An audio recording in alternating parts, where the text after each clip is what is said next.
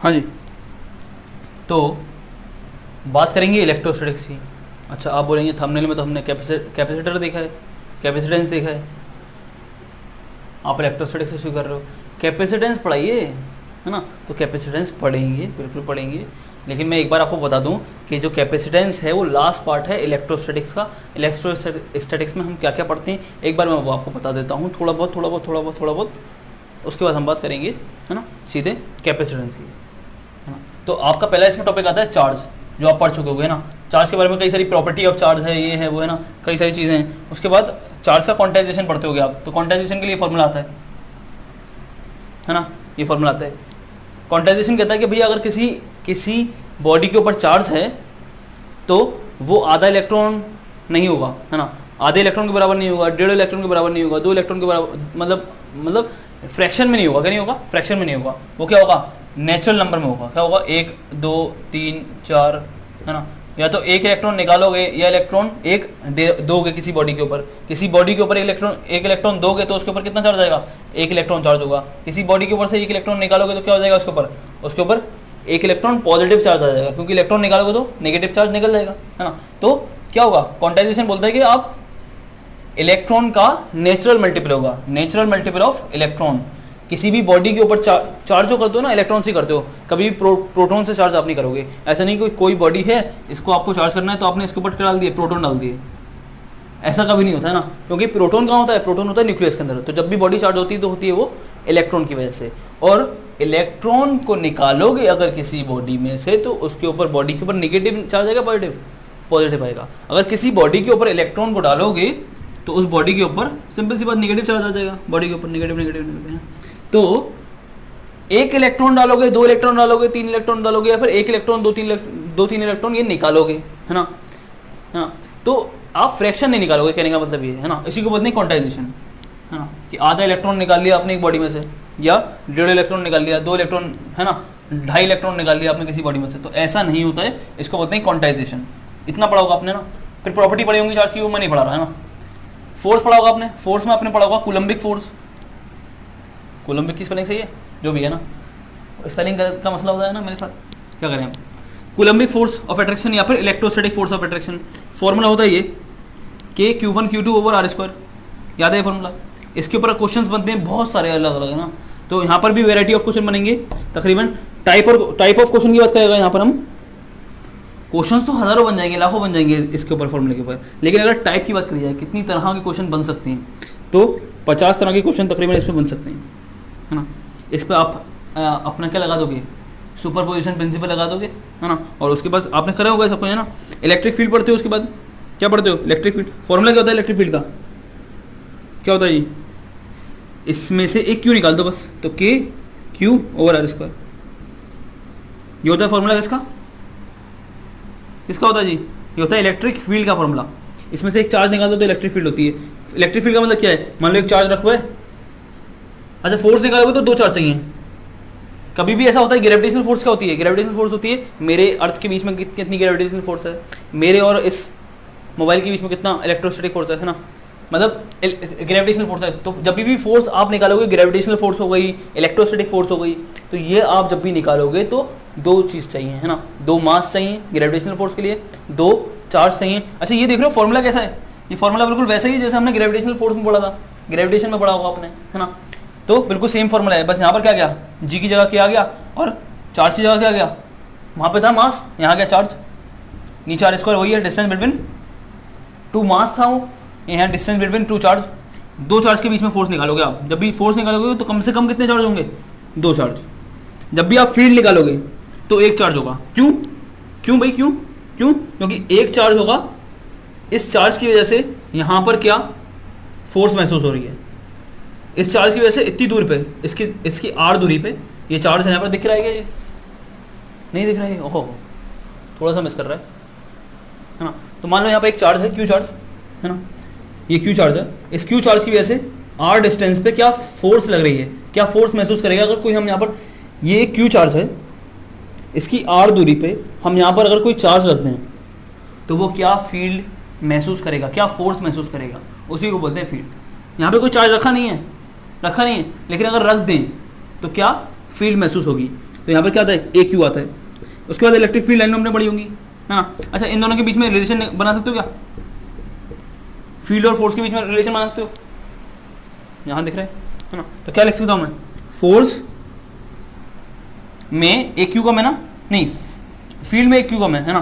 तो आप क्या करो, आप फील्ड लिखो, फोर्स लिखो, और फोर्स में से ए क्यू डिवाइड कर दो, तो ए क्यू से क्यू कट जाएगा, फोर्स में जो क्यू होगा वो कट जाएगा क्यू से, तो क्या आ जाएगा, ये है relation between field and force. देख रहे क्या, फोर्स और फील्ड के बीच में रिलेशन, है ना, ये बन जाएगा, है ना। और यार इसको ऐसे भी लिख सकते हो, force is equal to E Q. समझ में आ रही बात है ना ये। उसके बाद आप पढ़ते हो पोटेंशियल, है ना, इलेक्ट्रोस्टैटिक पोटेंशियल, जो आप ऐसे लिखते हो, है ना, V potential difference V A minus V B work done from A to B और upon Q, Q not. Q not क्या है, एक यूनिट चार्ज है, क्या है, यूनिट चार्ज। तो ऐसे लिखते हैं ना, इसको हम ऐसे लिख सकते हैं, पोटेंशियल डिफरेंस को मैं लिख देता हूँ वी, वर्क डन को मैं लिख देता हूँ क्यू, और चार्ज को लिख देता हूँ क्यू, क्यू नॉट, है ना। तो ऐसे लिख सकता हूँ मैं इसको मैं ऐसे भी लिख सकता हूँ क्या, ऐसे कैसे, वो तो सही था, है ना। ये तो नहीं हो पाएगा सर, जिसको ऐसा लग रहा है कि ये नहीं हो पाएगा तो वो इधर देखो जरा। वर्क डन जानते हो क्या होता है, वर्क डन होता है, आप जानते हो फिजिक्स से, फिजिक्स आपने पढ़ा होगा, वर्क पावर एनर्जी ऐसा कुछ है ना चैप्टर, वर्क एनर्जी पावर। तो वहाँ पे अपने पढ़ा होगा एफ एस होता है भैया, F S force into displacement, है ना। एफ आर लिख देता हूँ मैं इसको, मान लो डिस्प्लेसमेंट को आर मान लेते हैं ना। नीचे क्या लिख दूंगा मैं, क्यू, हो गया। मैंने वर्क डन की जगह लिख दिया, समझ जाओ, है ना, फोर्स इंटू डिस्प्लेसमेंट लिख दिया मैंने। एफ क्या होता है, एफ होता है के क्यू, क्यू नॉट आर, है ना, Q naught over R square, है ना।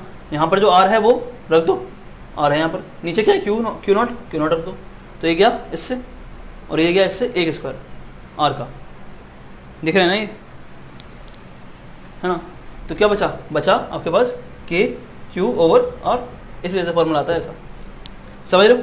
इसको ऐसे भी लिख सकता हूँ क्या मैं, क्यू ओवर 4 पाई, देखो 4 पाई एप्सिलॉन आर। ये एक जगह कैपेसिटर में आ जाएगा, तो हम आपको डरना नहीं है ना, मतलब ये मैं बता रहा हूँ, पता नहीं क्यों, है ना, बता दिया मैंने जो भी है। ऐसे आपने पढ़ा होगा, पोटेंशियल एनर्जी पढ़ी होगी आपने। पोटेंशियल एनर्जी का फॉर्मूला क्या होता है जानते हो, पता है, बताओ क्या होता है पोटेंशियल एनर्जी का फॉर्मूला। पोटेंशियल एनर्जी को शो करते हैं किससे, यू से शो करते हैं, इससे बड़ा सा यू। फॉर्मूला क्या होता है इसका, फॉर्मूला होता है u इज इक्वल टू के Q1 Q2 ओवर आर, समझ रहे, यानी कि फोर्स का फॉर्मूला क्या है, के Q1 Q2 over R square.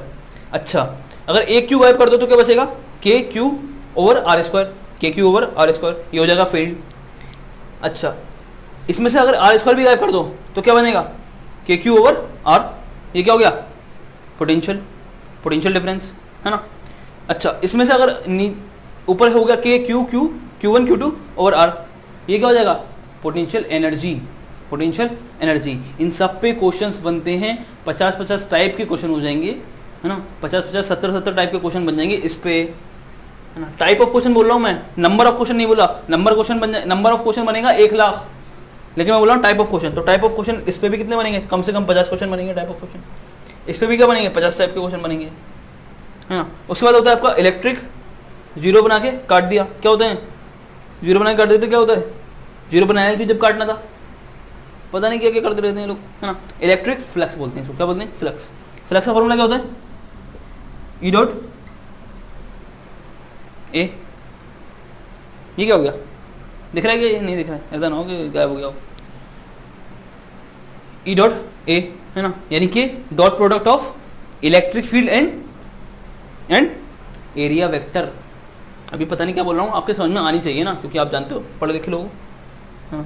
तो इसको ऐसे भी लिख सकता हूँ, ई ए कॉस थीटा, डॉट होता है तो कॉस आता है, क्रॉस प्रोडक्ट होता है तो साइन आता है, क्रॉस प्रोडक्ट होता है तो साइन आता है, और डॉट प्रोडक्ट होता है तो ई ए कॉस थीटा आता है ना। एंगल बिटवीन कॉस थीटा क्या हो जाएगा, थीटा क्या हो जाएगा, angle between electric field and area vector.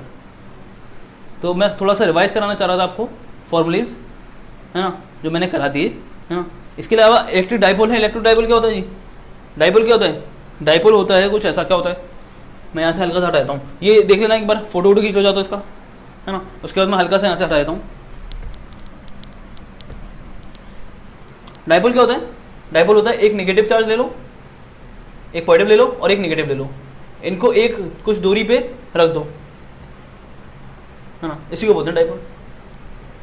Dipole by work done by dipole, ये ऑफ डाइपोल, वो ऑफ डाइपोल, इलेक्ट्रिक फील्ड निकालनी है डाइपोल की वजह से, यहाँ पर कुछ और निकालना है, पता नहीं क्या क्या होते हैं ना, अलग अलग टाइप का क्वेश्चन बन जाएगा। इस पे भी कितना, डाइपोल पे कितना क्वेश्चन बन जाएगा, 40-30-40 टाइप का क्वेश्चन इस पे बन जाएगा, ज़्यादा नहीं है, 20-25 टाइप का क्वेश्चन बन जाएगा, 20-25 टाइप का, है ना कि भाई एक फील्ड में रख दिया हमने डाइपोल को, डाइपोल का क्या हरकत होगी, मान लो इस तरह से एक फील्ड है, इस तरह से फील्ड है ना, हमने यहाँ पे डाइपोल को इस तरह से रख दिया, ये पॉजिटिव है नेगेटिव, बताओ डाइपोल का क्या होगा, डाइपोल घूमेगा या चलने लगेगा या उड़ने लगेगा, है ना, इस तरह के क्वेश्चन होते हैं कुछ, है ना। मैं सही से बता नहीं पा रहा क्योंकि मुझे जल्दी में आपको सारी चीज़ें बतानी है ना।